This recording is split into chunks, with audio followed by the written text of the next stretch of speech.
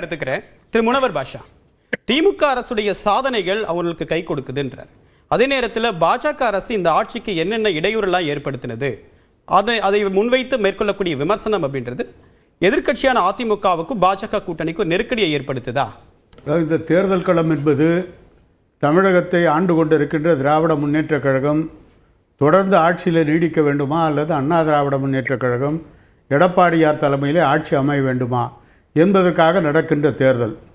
ஆனால் மரியாதைக்குரிய முதலமைச்சர் ஸ்டாலின் அவர்கள் இந்த தேர்தலுடைய பரப்புரையே திசை மாற்றி திராவிட முன்னேற்ற கழகத்திற்கும் அண்ணா திராவிட முன்னேற்ற கழகத்திற்கும் இடையிலே மாநில சட்டசபைக்கான தேர்தல் என்பதை மாற்றிவிட்டு ஏதோ பாரதிய ஜனதாவுக்கும், அதாவது நாம் இந்தியாவுக்குள்ளே தான் இருக்கிறோம், தமிழ்நாட்டிற்கும் இந்தியாவிற்கும் இடையிலே நடக்கின்ற தேர்தல் என்பதைப் போல ஒரு மாயத் தோற்றத்தை உருவாக்கி தமிழ்நாடு இந்தியாவிற்குள்ளே இல்லாத ஒரு மாநிலத்தைப் போல ஒரு உருவகத்தை உருவாக்குகின்ற முயற்சியில் ஈடுபட்டு கொண்டிருக்கிறார். இன்றைக்கு நம்முடைய மரியாதைக்குரிய பேராசிரியர் ராமசுப்ரமணியம் ஐயா அவர்கள் திராவிட முன்னேற்ற கழகம் சிஸ்டமேட்டிக்காக வேலை செய்கிறது என்றெல்லாம் சொன்னார். நான் அதை மறுக்கவில்லை. ஆனால் இன்றைக்கு இந்த ஆட்சியின் மீது மக்களுக்கு இருக்கின்ற அதிருப்தி என்பது கொஞ்சம் நெஞ்சம் அல்ல. 525 வாக்குறுதிகளை கொடுத்துவிட்டு அதில் 50% வாக்குறுதிகளை கூட நிறைவேற்ற முடியாத ஒரு ஆட்சியாக திராவிட முன்னேற்ற கழக ஆட்சி இருந்தது என்பதோடு மட்டுமல்ல, எடப்பாடியார் முதலமைச்சராக இருந்தபொழுது எந்தெந்த துறையை சார்ந்தவர்கள் போராடினார்களோ அந்த போராட்டத்துக்கெல்லாம் அன்றைய எதிர்க்கட்சி தலைவர் இன்றைய முதல்வர் ஸ்டாலின் அவர்கள் நேரிலே சென்று கலந்து கொண்டு அவருடைய கோரிக்கைகளை ஆட்சிக்கு வந்தால் நிறைவேற்றி வைப்போம் என்று சொல்லி வாக்குறுதியையும் தந்து அவைகள் நிறைவேற்றப்படவில்லை என்பதற்காக கடைசி காலத்தில் இந்த ஆட்சிக்கு எதிராக அந்த அத்தனை துறையை சார்ந்தவர்களும் போராடக்கூடிய ஒரு சூழ்நிலை உருவானது என்பதை நாம் நினைவிலே கொள்ள வேண்டும். ஆக திராவிட முன்னேற்ற கழகம் வெற்றி பெறுவதற்கு கிடைத்த வாக்கு சதவீதத்தை விட எந்த துறையை சார்ந்தவர்கள் எல்லாம் திராவிட முன்னேற்ற கழகம் ஆட்சிக்கு வர வேண்டும் என்று வாக்களித்தார்களோ அத்தனை துறையை சார்ந்தவர்களும் இன்றைக்கு திராவிட முன்னேற்ற கழகத்தின் மீது அதிருப்தி கொண்டிருக்கிறார் என்பதோடு மட்டுமல்ல, சாமானிய மக்கள் கூட வரிச்சுமையால் இன்றைக்கு மிகவும் சொல்லொனா துயரத்திற்கு ஆளாகி இருக்கிறார்கள். 1000 ரூபாய் மின் கட்டணம் கட்டியவர்கள் எல்லாம் 3000 ரூபாய் கட்டக்கூடிய ஒரு சூழ்நிலையை இன்றைக்கு இந்த அரசாங்கம் உருவாக்கி இருக்கிறது. அப்படி சொத்து வரி உயர்வு, குடிநீர் வரி உயர்வு, இப்படி எல்லா வரிகளையும் உயர்த்திவிட்டு நாங்கள் 2000 தரப்போகிறோம். திரு முனவர் பாஷா, இன்னைக்கு தேர்தல் களத்தில் ஒரு பேசப்படக்கூடிய முக்கியமான விஷயம் என்ன அப்படின்னா, நெல்லுக்கான ஊக்கத்தொகை தர்றதை பற்றி இன்றைக்கி பேசுகிறாங்க. 2 கட்சித் தலைவர்களும் பேசியிருக்காங்க, நிர்மலா சீதாராமன் அவர்களும் விளக்கம் கொடுத்துருக்காங்க. இதில் ஊக்கத்தொகை கொடுக்க வேண்டாம் நாங்கள் சொல்லலை, ஒரு கிராப் டைவர்சிஃபிகேஷனுக்காக சில ஆலோசனையை சொன்னோம், அதை தப்பாக தமிழ்நாடு முதலமைச்சர் போர்ட்ரே பண்ணுறார் அப்படின்றார். கிராப் டைவர்சிஃபிகேஷன் அப்படின்னா டெல்டாவில் தான் பெரும்பாலும் நெல் விளைவிக்கப்படுது. நெல்லை விளைவிக்காதீங்க, வேற விளைவிங்க, ஸோ அதுக்கு ஊக்கத்தொகை கொடுங்க அப்படின்னு சொல்கிறது எப்படி ஏற்புடையதாக இருக்கும்? அதாவது சார், தமிழ்நாட்டை பொறுத்தவரை நமக்கு ஜீவாதார பயிராக இருப்பது நெல் தான்.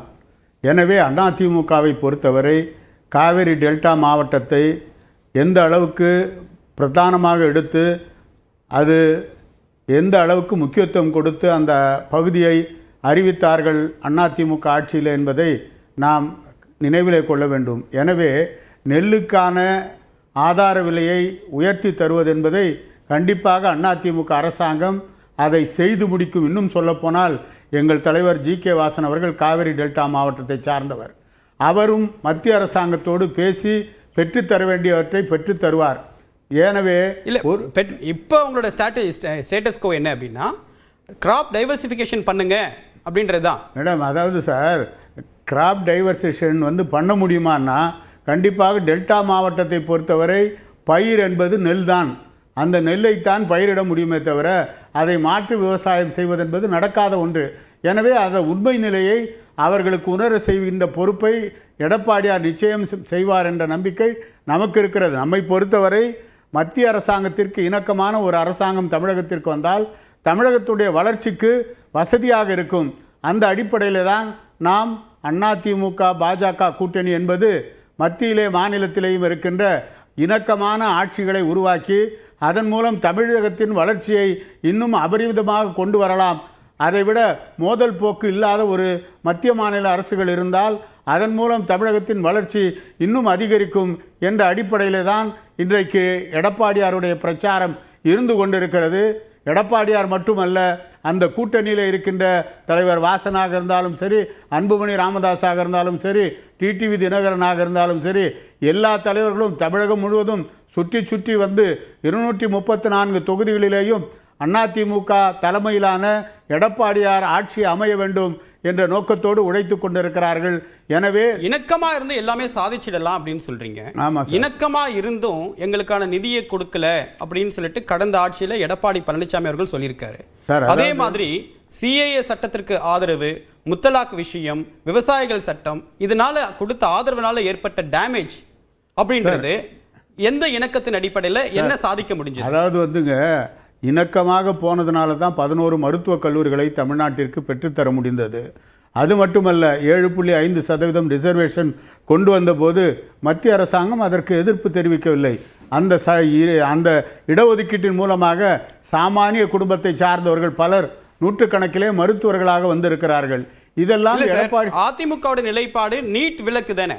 7.5 அப்படின்றது ஒரு ஆப்ஷனலா தான் வந்தது. டேமேஜ் கண்ட்ரோல் முறை தான். இல்ல, நீட் விலக்குல வந்து அதிமுக அவர்கள் கொள்கையிலே உறுதியாக இருக்கிறார்கள்.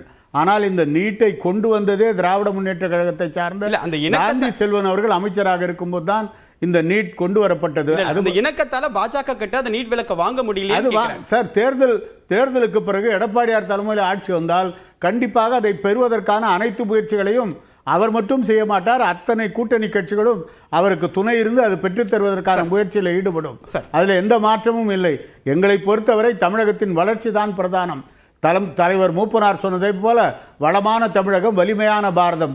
வலிமையான பாரதத்தை நரேந்திர மோடி தருகிறார், வளமான தமிழகத்தை எடப்பாடியார் தருவார். அந்த கூட்டணி வெற்றி பெற்று அதன் மூலம் தமிழகத்தின் வளர்ச்சி மிகவும் அபரிமிதமாக இருக்கும் என்ற நம்பிக்கை தமிழ் மாநில காங்கிரஸுக்கு இருக்கிறது. முதல் சுற்று கருத்தை எடுத்துக்கிறேன். திரு செல்வராஜ், இப்ப அதிமுகவுக்கு விழக்கூடிய வாக்குகள் எல்லாமே பாஜகவுக்கு போகக்கூடிய வாக்குகள் என்று திமுக கூட்டணி ஒரு பிரச்சாரத்தை முன்வைக்கிறீங்க. ஆனா பாஜகவோடு இணக்கமாக இருந்தால்தான் தமிழ்நாட்டுக்கான ஒரு நலன் கொண்டு வர முடியும், மத்தியில் அவங்க தான் ஆட்சியில் இருக்காங்க என்றுதான் அதிமுகவோட வியூகம். ஆனா முரண்பட்டு நிற்கிறதுனால எந்த விதமான ஆதாயமும் தமிழ்நாட்டுக்கு நலனும் கிடைக்கல, நிதி பங்கீடுல பிரச்சனை இருக்கு, வரக்கூடிய திட்டங்கள் தடைப்படுது. இதுதான் மத்திய அமைச்சர் பியூஷ் கோயலும் சொல்றாரு. அதுதான் யதார்த்தமா?